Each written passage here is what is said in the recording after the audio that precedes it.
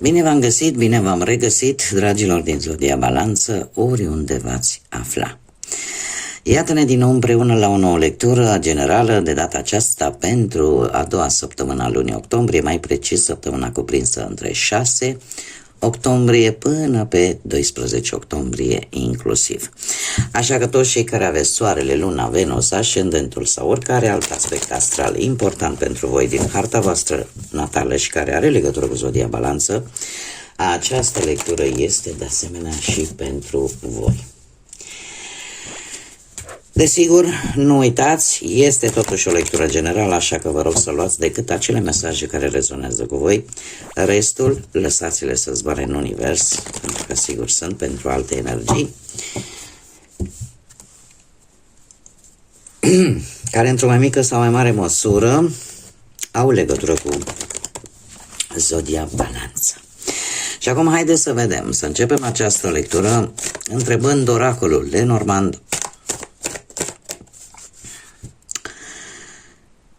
Care este situația cea mai importantă de știut pentru dragii mei din Balanță în această săptămână cuprinsă între 6 și 12 octombrie? Care este cea mai importantă situație de știut pentru dragii mei din Balanță?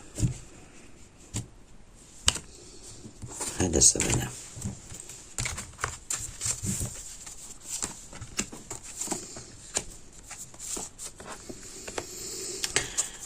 Ei da, dragilor, ce este important de știut pentru voi în această săptămână este că va trebui să fiți foarte precauți, cel puțin în prima jumătate a săptămânii. Lucrurile se pot încurca, se pot complica. Acum că există intervenția posibilă a unei persoane destul de înșelătoare, care își schimbă opiniile brusc, sau poate, aș mai putea să spun și acest lucru, încercați să fiți cumva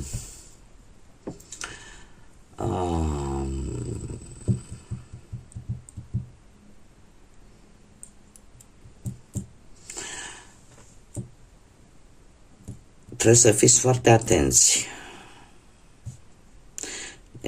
E o situație, un moment important din viața voastră în care voi cumva nu mai trebuie să îmblânziți, ca să zic așa, lucrurile. Sau în care trebuie să cam fiți cinstiți cu voi înșivă.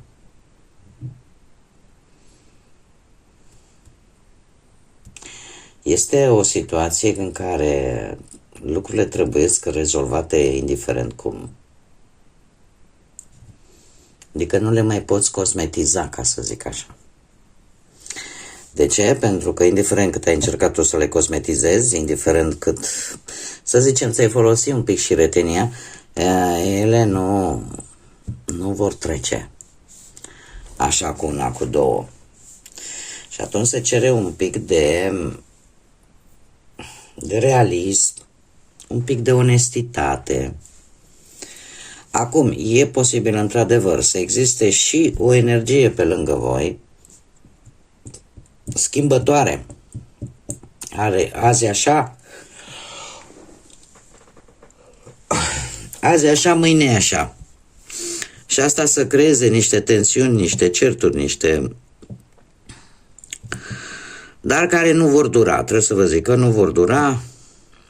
Va fi de scurtă, vor fi mici furtuni, ca să zic așa, de scurtă durată. Sau e posibil chiar și, o să râdeți, dar e posibil chiar și schimbarea vremii să vă cauzeze niște încurcături. E posibil și acest lucru, mai ales pentru cei care, nu știu, vă desfășurați activitatea poate în agricultură. E posibil și acest lucru. Către sfârșitul săptămânii am fetița, am copilașul care îmi vorbește de a o lua de la capăt într-un fel sau altul. Ne vorbește de ori de un nou început, ori de simplu fapt că totuși aceste lucruri nu vor avea un impact foarte mare. Adică nu vă vor afecta, să zicem, așa să fie ceva de anvergură, nu vă vor afecta foarte tare sau foarte mult sau pe o perioadă lungă de timp. Da?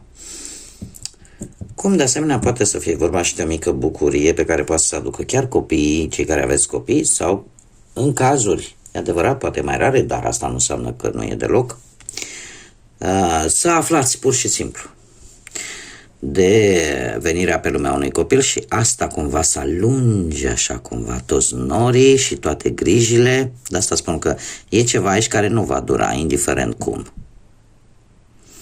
Nu va dura. Această furtună nu va dura. Haideți să vedem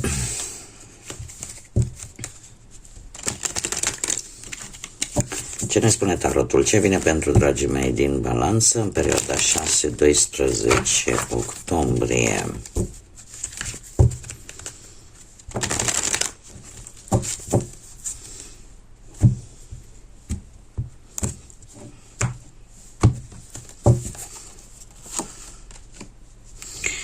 Pe partea muncii, haideți să le punem așa, pe partea muncii, dragii mei, dragi, nu știu, zodia Rac, dacă vă spune ceva, zodii de pământ, Taur, Fecioară, Capricorn și care să aibă legătură cu munca sau cu viața voastră profesională în general, cert este că sunteți mai hotărâți ca niciodată, să duceți la bun sfârșit un anumit proiect, un anumit lucru legat de muncă, o anumită carieră profesională. Sunteți croiți, ca să zic așa, să ieșiți victorioși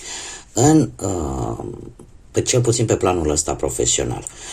Putem vorbi chiar de o schimbare de loc de muncă sau putem vorbi de o veste total neașteptată într-un mod foarte rapid, care cere atenția ta, cum să spun eu, pentru că cumva sunteți conștient într-un fel sau altul că ceea ce veți face acum va avea, cum să spun eu, impact pe termen lung ca și timp.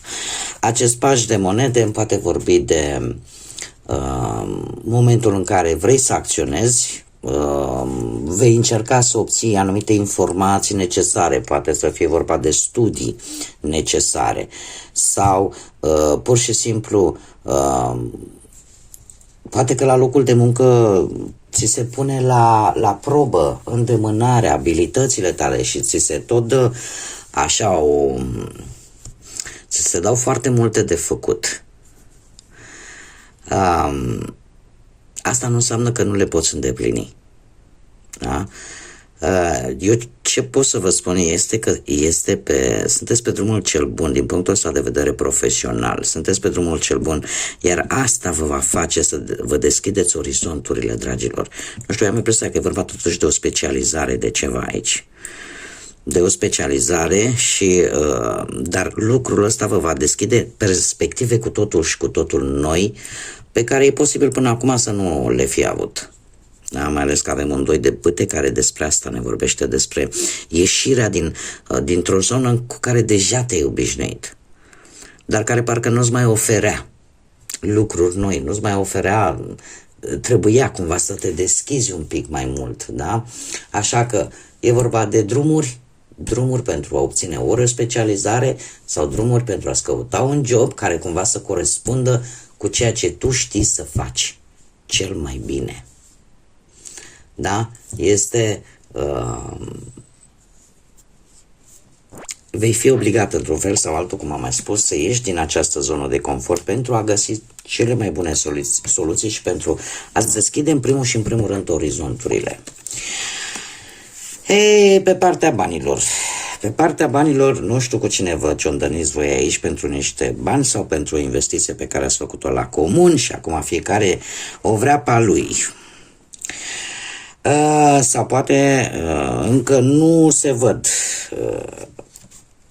pe deplin rezultatele investiției. Eu aș zice că avem un șapte de băte care de obicei îmi vorbește într-adevăr de ideea asta de a încerca să-i mulțumești pe toți. Și cum vorbim de bani și cum avem și un 5 de bâte, se poate isca un conflict, cel puțin verbal, eu sper să nu se ajungă la mai mult, se poate isca și un conflict verbal în urma unor neînțelegeri. De ce? Pentru că parcă există posibilitatea să nu poți plăti tot sau să nu poți împăca pe toată lumea. Și asta să creeze aceste conflicte. Da? Banii cumva să fie un pic la limită. Și să apară această neînțelegere. Eu din câte văd aici cu aceste 7 de monede, cumva zici că trebuie sfârșitul săptămânii, să zicem, nu să fie cu banii wow. Da? Dar din două una, ori voi veți vedea exact ce dă randament și ce nu, unde trebuie să îți mai pierzi timpul și unde nu, sau unde trebuie să, la ce poți să renunți în așa fel încât să te echilibrezi un pic din punct de vedere financiar, sau pur și simplu în sfârșit încep așa să se vadă mici mișcări de monetar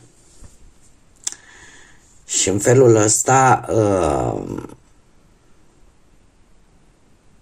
îți dă un pic de optimism că încet se vor vedea rezultate bune, dar pe viitor.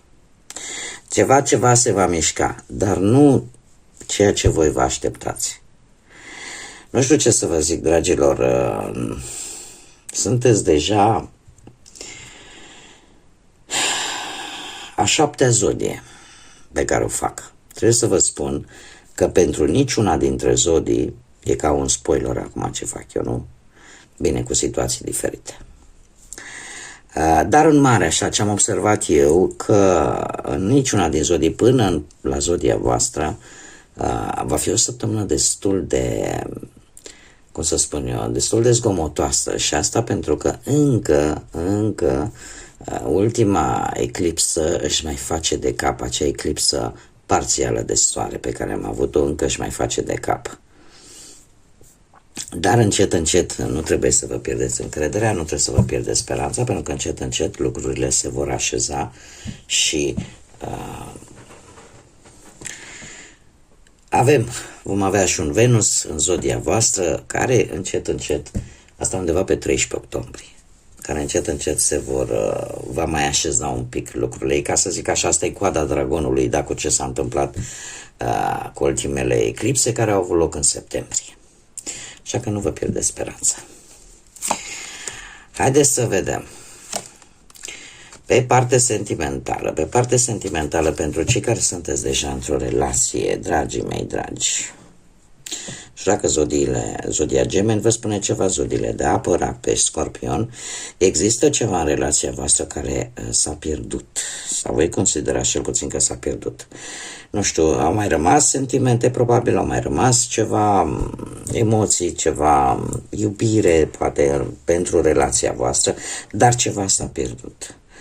Acum, poate că unii dintre voi veți fi puși în situația de a lua totuși o anumită decizie importantă în care voi sunteți dispuși să faceți o anumită schimbare, să faceți un anumit compromis, să vă comunicați într-o altfel de manieră, poate cu perechea voastră, și asta să aducă oarecum acele sentimente de afecțiune care trebuie să existe într-o pereche. Regele de cupe în general ne vorbește despre situațiile alea în care, indiferent cât de dificil ar fi, cumva reușește să-și mențină calmul, reușește să-și mențină măsura, mai ales cei care aveți un ascendent într-o zodie de apă, Rac, Pești sau Scorpion, sau chiar Luna sau Venus, să-l aveți, care vă cunoașteți harta astrală personală, natală, în special pentru voi, dar așa și pentru restul lumii. Există toată această comunicare, dragilor, vă poate duce ca, din punct de vedere relațional, sentimentele, emoțiile să urce. să urce la cote maxime și într-un fel sau altul aceste cupe care s-au mai dărâmat să înceapă încet să se reumple. Dar asta depinde, cum am mai spus, de această decizie importantă pe care voi va trebui să o luați. Cei care sunteți singuri, dragilor, nu știu dacă voi avem mai zodii de foc, berbec, leu, săgetător și avem și zodia fecioară. Dragii mei, dragi, nu știu dacă voi ați cunoscut pe cineva foarte dinamic. Pe cineva foarte dinamic, poate la locul de muncă sau poate pur și simplu vă atrage cineva. Doar că parcă nu primiți voi semnale dacă e cumva decât așa ceva trecător sau sunt șanse să devină ceva serios. Și lucrul ăsta vă cam macină. Și încep să joace niște scenarii prin căpușorul vostru pe acolo, cu tot felul de lucruri. De ce? Pentru că, mare atenție, pentru că totuși veți fi foarte precauți în același timp. Sunteți foarte precauți. Adică sunteți foarte echilibrați în această săptămână cu pusnicul. Eu aș spune că cumva vreți să fiți siguri că este ceea ce voi vă doriți. Vreți să fiți siguri că nu este decât ceva trecător și nimic mai mult. Vreți să aveți această siguranță și sunteți destul de, cum să zic eu, tocmai de aici și tot felul de scenarii și, nu știu, e precum pățitul care e și priceput, nu?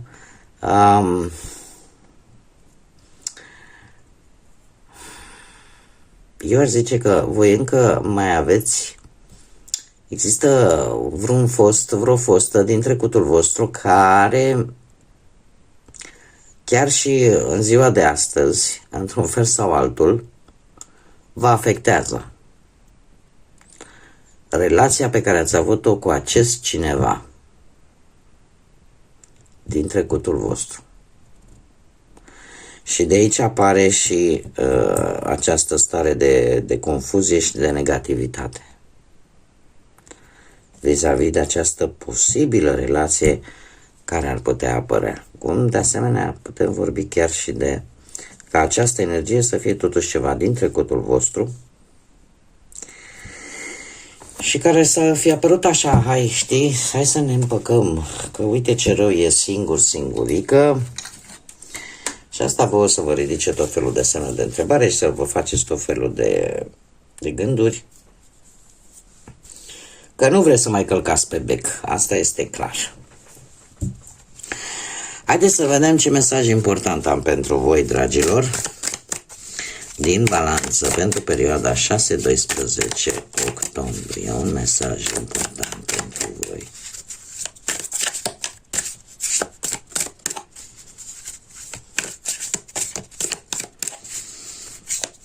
Un mesaj, te rog, pentru dragii mei din Balanță. Să vedem. Armonie. Ia să vedem. Spune așa: caută armonia în relațiile tale și acest echilibru îți va aduce liniște. Această armonie pe care voi trebuie să o căutați, mai ales în relațiile atât sentimentale cât și intersociale cu ceilalți. De fapt, ne vorbesc de comunicare. Ne vorbesc despre comunicarea cu ceilalți, dialogul cu ceilalți. Este pentru voi, în mod special, luna lui octombrie, așa cum am precizat poate și în lecturile generale pe zodii pentru luna octombrie, voi cumva sunteți oarecum sfătuiți să rezolvați anumite aspecte din viața voastră relațională, mai ales atunci când apar tensiuni, să le rezolvați prin intermediul comunicării, dar nu orice fel de comunicare. O comunicare directă, o comunicare cinstită, o comunicare onestă, profundă și ținută fără impulsivitate. Probabil că în această lună va trebui să vă exersați un pic asertivitatea, felul în care comunicați să fie unul care să nu ducă la agresivitate, să nu ducă la violență, da? Să fie făcut în așa fel încât să se spună concret ceea ce este de spus, dar cumva fără să creeze această stare de adrenalină, de aia negativă. Știu că e ușor de zis, greu de făcut, dar eu zic că se poate. Cu un pic de voință se poate și acest lucru. Asta pentru a evita tot felul de scandaluri, certuri și alte nebunii, care oricum sunt mult mai rele decât să ne străduim un pic, să avem o comunicare un pic mai altfel. Bun, dragii mei, cam atât am avut pentru voi, pentru această nouă săptămână din octombrie. Eu vă mulțumesc tuturor pentru prezență, mulțumesc tuturor pentru sprijinul pe care îl acordați ca de fiecare dată prin intermediul like-urilor, comentariilor și distribuirilor voastre. Este un aspect esențial pentru orice creator de conținut, aceste 3 lucruri și 4 de fapt cu abonarea celor care își doresc să mai vadă acest gen de lecturi, sunt un aspect important în algoritmul YouTube-ului. Și asta ne ajută pe noi foarte mult ca aceste lecturi să ajungă și la alte energii și la alte persoane. Așa că mii de mulțumiri tuturor celor care o fac. Cum de asemenea vă invit pe toți cei care încă nu v-ați abonat, dacă v-a plăcut, dacă ați rezonat, dacă mai vreți să mai vedeți acest gen de lecturi și apropo cu o mică paranteză, și nu aveți nimic împotriva vocii mele, eu vă aștept cu mare drag și cu mare interes aici, ca de fiecare dată să fim împreună la fiecare lectură. Până data viitoare, când ne vom reîntâlni, tot binele din lume, dragilor, multă răbdare, multă lumină în suflet, în gânduri și, desigur, să fiți iubiți.